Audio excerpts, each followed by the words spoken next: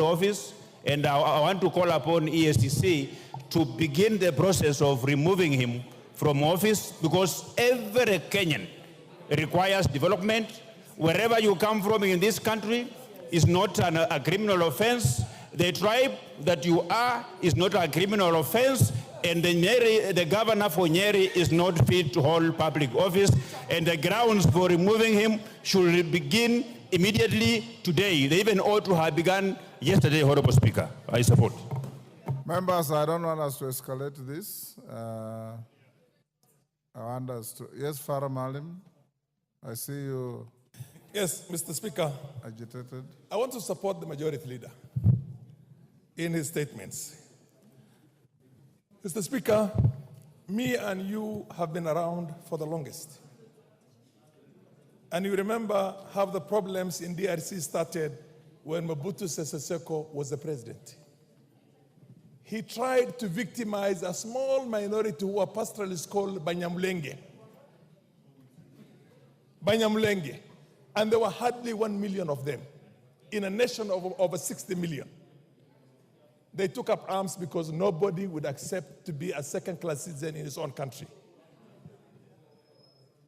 DRC has never seen peace since then. It doesn't matter how big your numbers are. If the smallest community in Kenya decides, I'm having a road deal and I'm going to destroy this country, they have the capacity to do it. Let us keep our unity as a nation. We have the most beautiful country in the world. The diversity is our strength. It's not supposed to be our weakness. When a very senior government official says all politics is local, what are you talking about? And you want to be the president of this country? Who is going to allow you to be the president of this country? Because you're basically saying that I will only take care of my small village up there. Honorable Ichungwa, you have done us proud, and many like you. Let us keep the unity of this country for God's sake and not listen. And the National Cohesion and Integration Commission should be doing its job. It should be doing its job very well. We went close to having a collapsed state, Mr. Speaker, in 2007. Me and you were in the parliament that time. 2008. We avoided that calamity and complete dissolution of the Kenya government because many people came from all over the world to come and assist us. We have to learn from the mistakes we made in the past and never try and do it again. We've seen what happened in Rwanda. They tried to eliminate completely a small minority of Tutsis who are 15%, but they came back and they're ruling that country for 30 years and they'll rule for another 50 years. Nobody gives you a guarantee because you have the numbers that you're going to take over a country. No. Let us protect our unity. Honorable members will stop here. I want to laud the majority and minority leaders for displaying patriotic thinking, and members out there. Order. Order, Kasheri.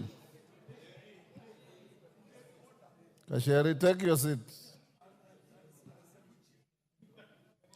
Members out there, it is not a Nyeri problem, it's an individual. And Mukami has said as much. Members out there, whether you're a governor or whoever you are, members who are displaying grandiose paranoia in the conduct of their public affairs will be called to order. They will be called to order. And this House has unlimited authority through your committees to summon any such errant characters, whoever they are, and tell them that as a House of the representatives of the people of Kenya, you will not sit and watch any reckless conduct that can bring disorder in this country. And I salute you, majority and minority leaders. Lead the House in the manner you have shown and call out anybody who is errant in their conduct. Thank you. Jared? I thank you very much, Honorable Speaker. And whereas you have closed that debate, I would want to take a tangent from what both the majority and minority leaders have talked about, Honorable Speaker. Honorable Speaker, we have lately seen discordant voices, especially emanating from the presidency. And the presidency is composed of the president, the deputy president, the cabinet, and those others in that chain, Honorable Speaker.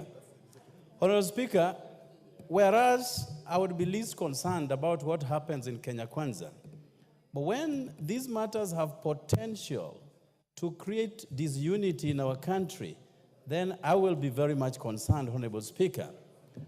In Bungoma, where you played a very good host to the most successful Madaraka days ever in this country, I did realize, Honorable Speaker, that 40 minutes later, when the president had sat down, the deputy president showed up. And the president of the Republic of Kenya had to welcome his deputy, which is totally a break from tradition, Honorable Speaker. On Sunday, during an event of the Akorino brothers in Nakuru, the deputy president arrived 1 hour after the president had sat down. And just next to that president was his seat, which was being warmed by the Minister for Water and Irrigation, my friend Zachary Njeru. And when he showed up, he started, castigating the weather. He started castigating his means of transportation and many other things, Honorable Speaker. Yesterday, to my dismay, the deputy president took a commercial flight to Mombasa and was hauling his own bag, getting into the aircraft, Honorable Speaker. Honorable Speaker, this House appropriates and budgets for travels of the deputy president, Honorable Speaker. And at no given time have we ever envisaged a situation where he takes a commercial flight. But if he takes solace out of commercial flights, then it is upon and incumbent upon this House to reduce his travels by 95%, because we know what is being charged by commercial flights and the rates that are being charged by chartered flights, Honorable Speaker. Honorable Speaker, whereas this government is barely 2 years in office, we have listened to quite disdainful statements emanating from the office of the Deputy President. And I want to ask you, Honorable Speaker, that the majority leader here present to shed more light over these issues, because they touch on us as the consumers of government services, Honorable Speaker.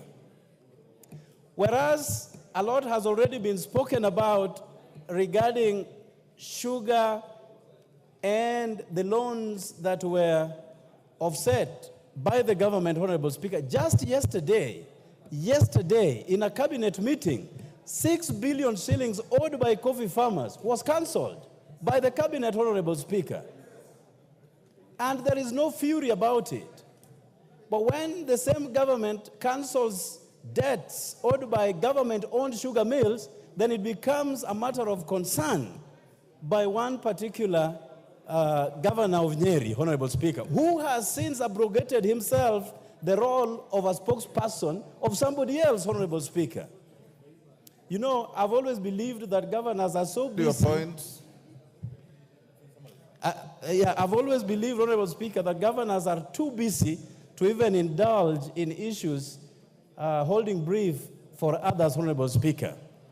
So, Honorable Speaker, these are fundamental, germane, and salient issues that, left unchecked, have the potential to create bigger problems for this country that we all love. So I implore upon my very good friend, Honorable Kimani Ichung'wah, the MP for Kikuyu, to shed more light on these matters. Otherwise, if there is a real problem that the Deputy President is suffering, that as a House we can help him solve, then this is the right platform.